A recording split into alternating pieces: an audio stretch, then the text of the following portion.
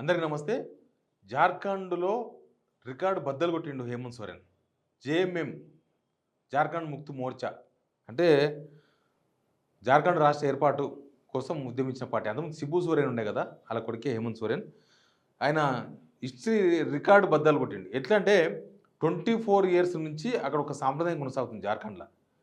ఒక పార్టీ ఒకసారి అధికారం 5 ఇయర్సే. తర్వాత పార్టీ అధికారం మారిపోతది. కానీ ఈసారి రెండోసారి అధికారంలోకి వచ్చింది అక్కడ జేఎంఎం విత్ కాంగ్రెస్‌తో కలిపి. నిజానికి కాంగ్రెస్ నామినల్‌గానే ఉంది. జేఎంఎం నమ్ముకొని జేఎంఎం కోసమే ఓట్లేసిండ్రు. ప్రాంతీయ పార్టీ జేఎంఎం అక్కడ. అయితే ఇక్కడ విచిత్రం ఏందంటే జైలుకి పోయొచ్చి ముఖ్యమంత్రి అయ్యిండు. జైలుకి పోయిన వాళ్ళందరూ ముఖ్యమంత్రి అవుతారా? జైలుకి పోతే చాలు ముఖ్యమంత్రి అయిపోతారా? ఈ మధ్య మనం చాలా చూస్తున్నాం. చాలా ఉదాహరణలు కనిపిస్తున్నాయి మన ముందు. మన తెలుగు రాష్ట్రాల్లో కనిపిస్తున్నాయి. చాలామంది చాలా రాష్ట్రాల్లో మనకు అట్లాంటి ఉదాహరణలు ఉన్నాయి. ఇప్పుడు కొత్తగా జార్ఖండ్ కూడా వచ్చేసింది. ఈయన ల్యాండ్ స్కామ్‌లో ఒక 6 మంత్స్ జైల్‌లో ఉన్నాడు. రీసెంట్‌గా జనవరిలో అరెస్ట్ అయ్యిండు. 2024 జూన్‌లో బయటకొచ్చిండు జైలు నుంచి. అప్పుడే కదా ఈయన ముఖ్యమంత్రిగా రాజీనామా చేసిండు. ఈడీ అరెస్ట్ చేసిన తర్వాత చంపైశ్వరన్ అని చెప్పేసి ఇలా కాకను ముఖ్యమంత్రి పెట్టిండ్రు. ఎవరికో ఎందుకు ఇయ్యాలనో లేదా ఫ్యామిలీ మెంబర్ అనో సీనియర్ లీడర్ అని చెప్పి చంపైశ్వరన్‌కి ఇచ్చిండ్రు. తర్వాత మనోడు వచ్చినాక మళ్ళీ నేనే ముఖ్యమంత్రి అయితా అని మళ్ళీ తీసుకున్నాడు. తీసుకునే వరకు చంపైశ్వరన్ బీజేపీకి వెళ్ళిపోయాడు. అవమానం నేను ఆయన జైలుకి పోతే ముఖ్యమంత్రిగా ఉండాలి. ఆయన రాగానే తిరిగి ఇచ్చేయాలి. ఆయన అవమాన భారం అని చెప్పి ఆయన బీజేపీకి వెళ్ళిపోయాడు. జైలు నుంచి వచ్చి మళ్ళీ ముఖ్యమంత్రి పదవి తీసుకున్నాడు. తర్వాత ఇప్పుడు రెండోసారి మళ్ళీ ముఖ్యమంత్రి అవుతున్నారు. ఇక్కడ ఏమైందంటే యాక్చువల్‌గా 43 ఇక్కడ కూడా ఓన్లీ జేఎంఎం చూసి ఓటేసిండు. గుర్తుపెట్టుకోండి పాయింట్. జేఎంఎం జార్ఖండ్ ముక్తి మోర్చా పార్టీని చూసి ఒక ప్రాంతీయ పార్టీని చూసి ఓటేసిండ్రు. అక్కడ కాంగ్రెస్ చూసి కాదు. కాంగ్రెస్ నామినల్స్ వాళ్ళు పోటీ చేసిందే 30 కాన్స్టిట్యున్సీలు. ఏమైందంటే ఇది చూపిస్తే పిక్చర్.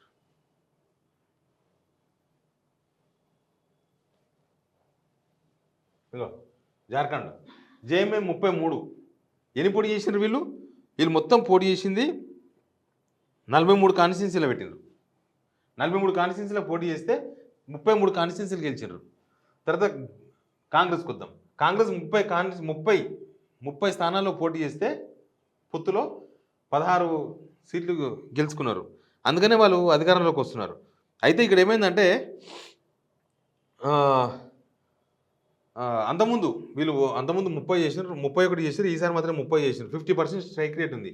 వీడికి వచ్చే వరకు ఈడ మాత్రం స్ట్రైక్ రేటు ఒకసారిగా పెరిగిపోయింది. వీళ్ళు పోటీ చేసిన 43లో 33 వచ్చినాయంటే ఆల్మోస్ట్ 70-80% స్ట్రైక్ రేట్ కనిపిస్తుంది మనకు. సేమ్ ఏపీలో ఇట్లా పవన్ కళ్యాణ్ 100% స్ట్రైక్ రేట్ ఉన్నట్టుగా ఇక్కడ జేఎంఎం కూడా మంచి స్ట్రైక్ రేట్ బాగా వచ్చింది.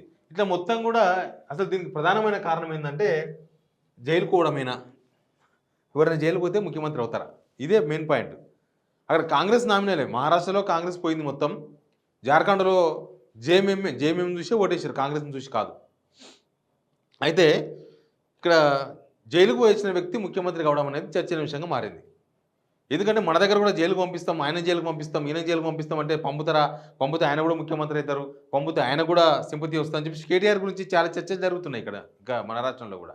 ఇట్లాంటివి జరిగిన తర్వాత మనోళ్ళు కూడా ఇక్కడ ఈ గవర్నమెంట్ కూడా ఏమైనా చేయాలంటే కొంత వెనక ముందు అవుతారు. జనాలలో ముఖ్యంగా మన తెలంగాణలో మన దక్షిణాది రాష్ట్రాలు ఇంకా సింపతి ఎక్కువ.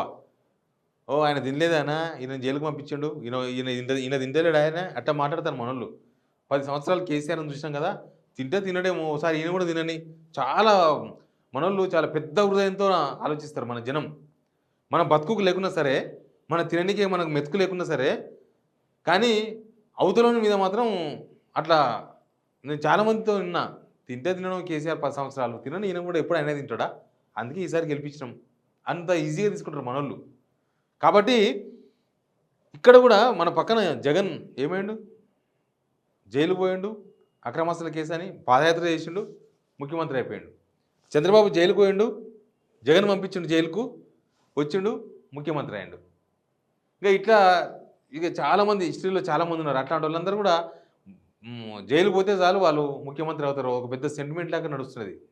జైలు పోవడం అనేది కొంత సెంటిమెంట్ రాజేస్తున్నది. మరి మన తెలంగాణలో ఇప్పుడు కేటీఆర్ని అరెస్ట్ చేస్తామంటున్నారు. ఏ కేసును అరెస్ట్ చేయాలని ప్రభుత్వం ఇప్పుడు కేసు ఉంటే కేసు ఇన్వెస్టిగేషన్ చేసి అరెస్ట్ చేయడం వేరు, కానీ అరెస్ట్ చేయాలని చెప్పేసి కేసులు తోవడం వేరు. ఈ రెండు వేరే ఉన్నాయి చూడండి. ఈయన వీళ్ళకి ఏదో తాడు దొరికింది, దాన్ని వెతుక్కుంటూ పోతే ఏదో పెద్ద అంటారు కదా, తాడు గుంజితే ఏదో దొరికిందని. అట్లా దొరికింది, దానిలో ఆయన ఉన్నాడు అన్ఎక్స్‌పెక్టెడ్‌గా పోయిండు అనంటే అది ఓకే. కానీ ఇక్కడ కేటీఆర్‌ని అరెస్ట్ చేయాలనే ఉద్దేశ్యంతోనే కొన్ని కేసులను బిల్డప్ చేయడం, కొన్ని కేసులు ఇన్వెస్టిగేషన్ స్టార్ట్ చేయడం, కేటీఆర్ టార్గెట్‌గా ప్రభుత్వం తవ్వకాలు స్టార్ట్ చేయడం ఇది చేస్తున్నది. ఏం జరుగుతుందో నాకు తెలవదు కానీ, జార్ఖండ్‌లో ఆయన జైలుకి వచ్చి ముఖ్యమంత్రి అయ్యేసరికి మళ్ళీ ఈ టాపిక్ తెర మీదకొచ్చింది. జైలుకి పోతే ముఖ్యమంత్రి అవుతారా అని. మీరు అడగొచ్చు, మరి కవిత కూడా జైలుకి పోయింది కదా, ముఖ్యమంత్రి అవుతదా అని. ఏమో దానికి ఎవరు కేటీఆర్ ముఖ్యమంత్రి అవుతారని ఎవరు చెప్తారు, కారని ఎవరు చెప్తారు, లేకపోతే కవిత ముఖ్యమంత్రి కారని ఎవరు చెప్తారు, అవుతుందని ఎవరు చెప్తారు. కాబట్టి మనం ఏం చెప్పలేము అట్లా. జనాల్లో ఎప్పుడు ఎవరి మీద సింపతి వస్తది. పొలిటీషియన్స్ అందరూ చెడ్డవాళ్ళే పొలిటీషియన్స్. కానీ జనాలు మాత్రం ఒక్కొక్కసారి ఒక పొలిటీషియన్ మంచిగా చూస్తారు, ఒక పొలిటీషియన్ సింపతి చూపిస్తారు, ఒక పొలిటీషియన్ మీద కోపంతో ఉంటారు. ఇప్పుడు కేసీఆర్ మీద కోపంతోనే కదా రేవంత్ రెడ్డి వాళ్ళకి ఓటేసింది.